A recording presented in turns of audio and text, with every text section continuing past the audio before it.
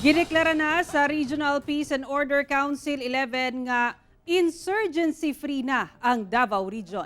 Atong sayron ang detalye niini sa live report ni Argil Relator. Argil.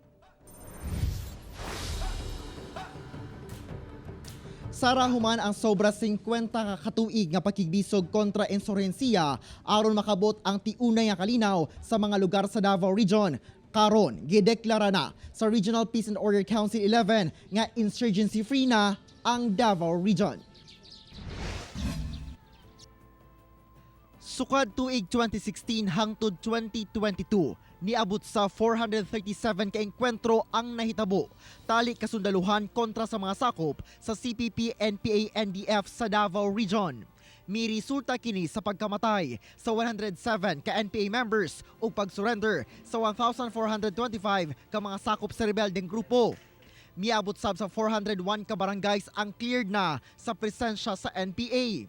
Busa, gibutyag sa Regional Peace and Order Council 11 nga wala na'y bisag usa nga guerrilla front, NPA vertical units ug sub-regional committees sa rehiyon. Human na dismantle na ang ulahing guerrilla front 18 niadtong nilabayng bulan nga niresulta sa pagkamatay sa 5 ka mga NPA sa boundary sa Banay-Banay ug Lupon, Davao Oriental. Tungod niini, pormal na ang gideklara sa mga sakop sa ARPOC 11 pinaagi sa pagpirma sa resolution nga insurgency-free na ang tibuok Davao Region.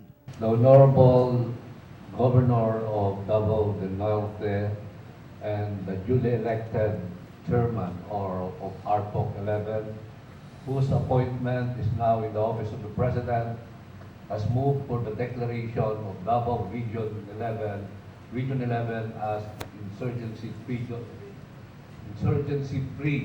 region, and the same is duly seconded.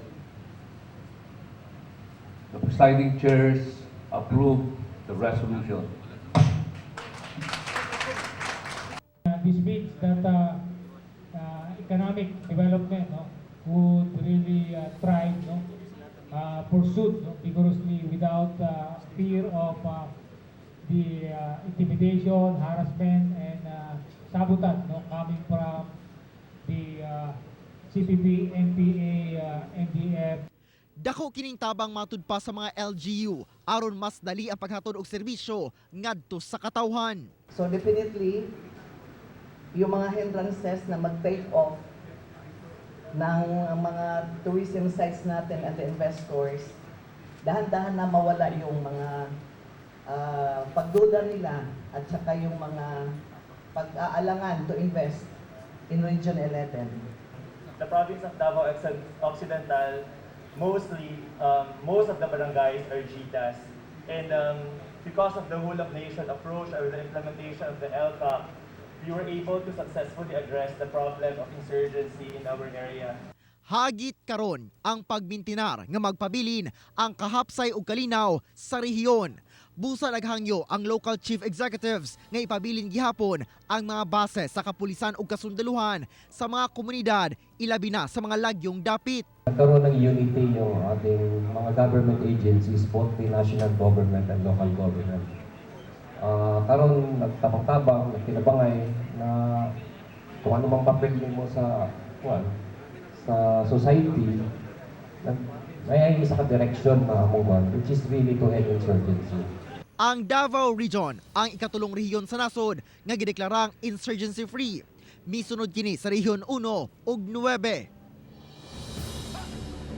Sara, karong insurgency-free na ang Davao Region buot sa mga local chief executive sa mga cities ug municipalities nga unta mahatagan sila og dugang budget kay lagi sa 2023 proposed national budget dunay more or less 6 billion pesos nga pag-ubos sa budget sa NTF LCAP. Sara. Okay, daghang salamat, Argil Relator.